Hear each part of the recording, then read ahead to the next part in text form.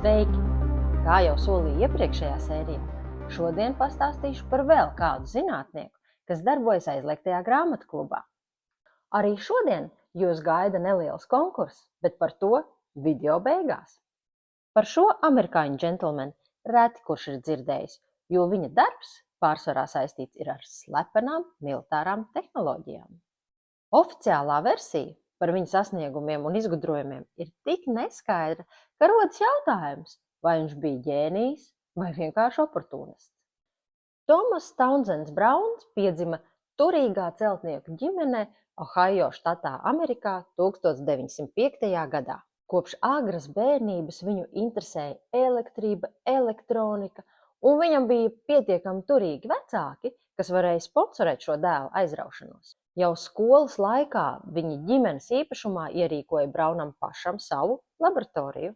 1923. gadā Browns iestājās slavenajā Caltech, Kalifornijas Tehnoloģiju institūtā. Tomēr pēc pirmā kursa jau to pameta. Runāja, ka Brownam esot bijušas grūtības ar pirmā kursa mācību programmu. Savukārt citi zināja stāstīt, ka Brownam esot bijušas nesaskaņas ar pasniedzējiem. Tad nāca 1929. gada finanšu krīze, un arī Brauna ģimene cieta finansiālas neveiksmes. Līdz ar to Brownam nācās meklēt finansējumu citur. 1930. gadā Browns iestājās jūras spēkos kā jūrnieku māceklis, un jau pēc gada nonāca pētniecības laboratorijā, kur strādāja ar radariem un sonoriem. Turpmāko karjeru Browns pavadīja strādājot gan jūras spēkos, gan ar militāro aviāciju saistītos uzņēmumos, kā piemēram Glen Martin, kas vēlāk apvienojās ar Lockheed. Tad 42. gadā Browns pameta jūras spēkus uz visiem laikiem. Jau atkal tika mēļots par nesaskaņām starp jūras spēku pavēlniecību un Brownu, un viņš esot bijis spiests aiziet, lai izvairītos no kara tribunāla. Toties viņa atlaišanas dokumentos stāv tikai viens ieraksts. Bez komentāriem. Bet ko tad tādu Browns atklāja? Kas bija tie izgudrojumi un pētījumi, ko viņš veica jūras spēku labā? Lai gan nav pieejams oficiāli dokumentēts apstiprinājums, tomēr ir zināms, ka Browns esot piedalījies bēdīgi slavenajā Filadelfijas eksperimentā. Ar ko gan šis eksperiments ir iegājis sazvērstības teoriju vēsturē?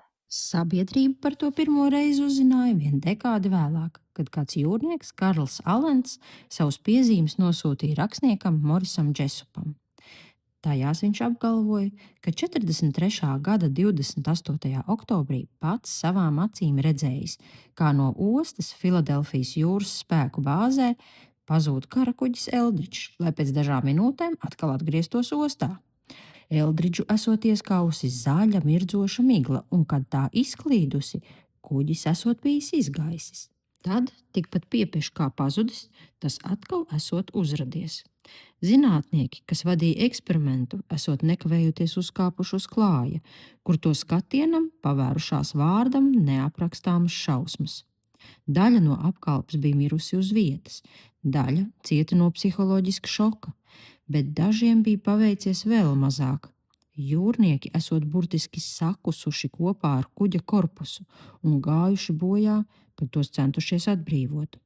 Pie tam neizskaidrojamā veidā īsajā mirklī, kad Eldridžs bija pazudis no Filadelfijas dokiem, tās tika redzēts 320 km attālajā Norfolkas ostā.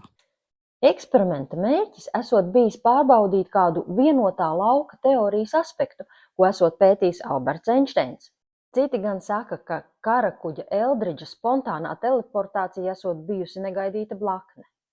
Patiesais mērķis esot bijis padarīt kuģi neredzamu radariem un sonoriem. Tad 1945. gadā sākās slepenā operācija Paperclip, kurā bija iesaistītas izlūka aģentūras. Tās mērķis bija izvest vācu zinātniekus no Vācijas pirms Trešā reiha sabrukšanas un pirms to paspēja izdarīt Padomju Savienība.